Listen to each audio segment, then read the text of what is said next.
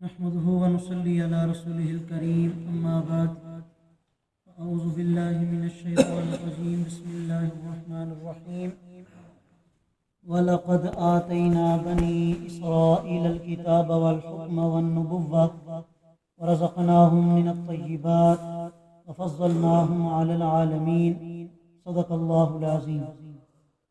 سورۃ الجاثیہ کی آیت نمبر 16 آپ حضرات کے سامنے تلاوت کی ہے۔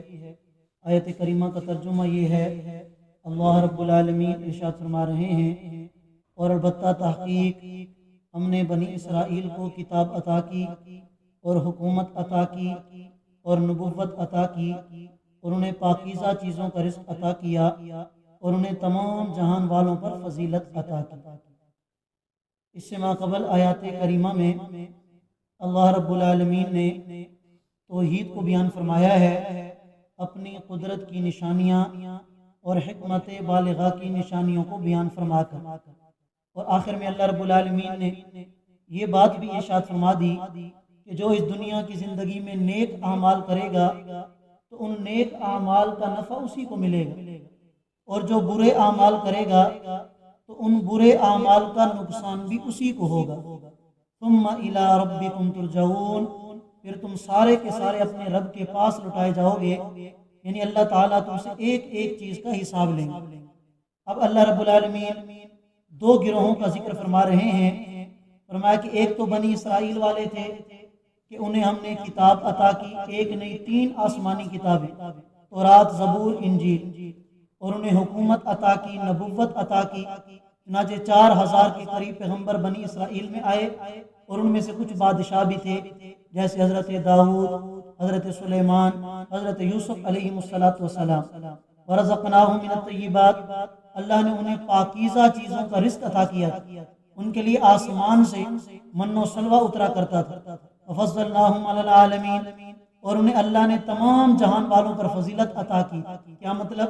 اس وقت جتنے بھی لوگ تھے، انسان تھے، اس وقت سب سے زیادہ فضیلت اللہ تعالیٰ نے بنی اسرائیل والوں کو عطا کی۔ آتیناہم بینات من الامر، ہم نے ان کو واضح چیزیں عطا کی تھی، یعنی حضرت موسیٰ علیہ السلام کے معجزات۔ فما اختلفوا الا من بعد ما جاءهم العلم، اللہ فرماتے ہیں کہ انہوں نے اختلاف نہیں کیا مگر علم کے آنے کے بعد۔ سب کچھ جب ان پر واضح ہو گیا، حضرت موسیٰ علیہ السلام کے معجزات انہوں نے اپنی آنکھوں سے دیکھ لیے، اس کے بعد انہوں نے اختلاف کرنا شروع کر دیا۔ حالانکہ ان کو تو چاہیے تھا کہ یہ موسیٰ علیہ السلام کی بات کو تسلیم کرتے اور دنیا آخرت میں اپنے آپ کو کامیاب بنا لے۔ بغیم بینہم، وجہ کیا تھی؟ ضد کی وجہ سے، صرف اناد تھا، بغض تھا، اور کوئی بھی ان کے پاس نہ تو اپنے شرک پر دلیل تھی، نہ نافرمانی پر دلیل تھی، کوئی بھی چیز نہیں تھی، صرف ضد، اناد اور بغض کی وجہ سے انہوں نے اللہ کے اس پیغام کو ٹھکرایا۔ ان ربک یقضی بینہم یوم القیامہ، اللہ فرماتے ہیں کہ قیامت کے دن اللہ فیصلہ فرمائیں گے فیما کانوا فیہ یختلفون، جن باتوں میں یہ دنیا میں اختلاف کیا کرتے تھے۔ اب انہوں نے نافرمانی کی تو فرمایا کہ ان کی نافرمانی کا نقصان انہی پر ہوگا۔ آگے اللہ رب العالمین نے نبی کریم صلی اللہ علیہ وسلم کو خطاب فرمایا، ثم جعلناک علی شریعۃ من الامر، میرا پیغمبر ہم نے آپ کو ایک خاص شریعت پر رکھا ہے، یعنی دین اسلام پر، فاتبعها، آپ اسی شریعت کا اتباع کریں، اسی دین اسلام کا اتباع کریں۔ ولا تتبع اهواء الذین لا يعلمون، اور جو لوگ حقیقت کا علم نہیں رکھتے ان کا اتباع نہ کریں، ان کو چھوڑ دیں۔ جیسے یہ بنی اسرائیل والوں کی مثال اللہ نے ابھی بیان فرمائی کہ انہوں نے اپنی شریعت کو مضبوطی سے نہیں پکڑا، لیکن میرا پیغمبر آپ اور آپ کی امت والے سن لیں کہ آپ نے اسی شریعت کو مضبوطی سے پکڑنا ہے، ان کی طرح شریعت کو چھوڑنا نہیں، تو دنیا آخرت میں تم کامیاب۔ انہم لن یغنوا عنک من اللہ شیئا، فرمایا کہ یہ لوگ اللہ کے مقابلے میں آپ کے کسی کام نہیں آ سکتے، تو پھر ان کے پیچھے چلنے کی کیا ضرورت ہے؟ جو اللہ نفع نقصان کا مالک ہے اسی اللہ کی مانیں گے تو نفع بھی دے گا، اور اگر خدا نہ خواستہ کہیں حکمت کے مطابق نقصان آ جائے تو وہ بھی اللہ تعالیٰ حکمت کے مطابق دے۔ وَإِنَّ الظَّالِمِينَ بَعْضُهُمْ أَوْلِيَاءُ بَعْضٍ، فرمایا حقیقت یہ ہے کہ یہ ظلم کرنے والے ایک دوسرے کے دوست ہیں، یعنی جو ان کے پیچھے چلتا ہے وہ ان کا دوست ہے، اور جو آپ کے پیچھے چلے گا، حق کے پیچھے چلے گا، ظاہری بات ہے وہ حق والوں کا دوست ہوگا۔ واللہ ولی المتقین، اور اللہ تعالیٰ پرہیزگار لوگوں کا دوست ہے۔ یعنی جو دنیا کی زندگی فرما برداری میں گزارتا ہے، پرہیزگاری میں گزارتا ہے، اللہ تعالیٰ اس کے دوست ہے۔ جس کے اللہ دوست بن جائیں اسے اور کیا چاہیے؟ ھذا بصائر للناس، فرمایا کہ یہ قرآن لوگوں کے لیے بصیرت کا سامان لایا ہے، یعنی اس قرآن پر عمل کرنے کے بعد دل کے اندر اللہ تعالیٰ ایک نور عطا فرماتے ہیں، روشنی عطا فرماتے ہیں۔ وَھُدًى وَرَحْمَةٌ لِقَوْمٍ يُوقِنُونَ، اور یہی قرآن ہدایت کا سامان ہے، رحمت کا سامان ہے ان لوگوں کے لیے جو اللہ کی ذات پر یقین رکھتے ہیں۔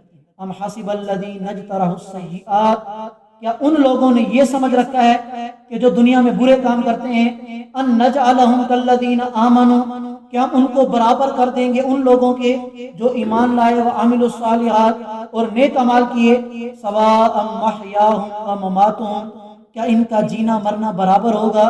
ساء ما یحکمون، برا ہے وہ فیصلہ جو یہ کرتے ہیں۔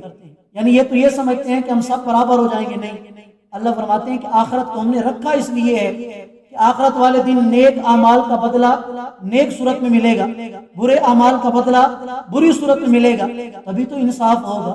اور یہ آخرت کی ضرورت اللہ نے بیان فرما دی کہ آخرت کا دن کیوں ہوگا؟ فرمایا اس لیے ہوگا تاکہ نیک لوگوں کو نیک بدلہ دیا جائے، برے اعمال کرنے والوں کو ان کی سزا دی جائے، تاکہ اللہ کی طرف سے انصاف تو قائم ہو۔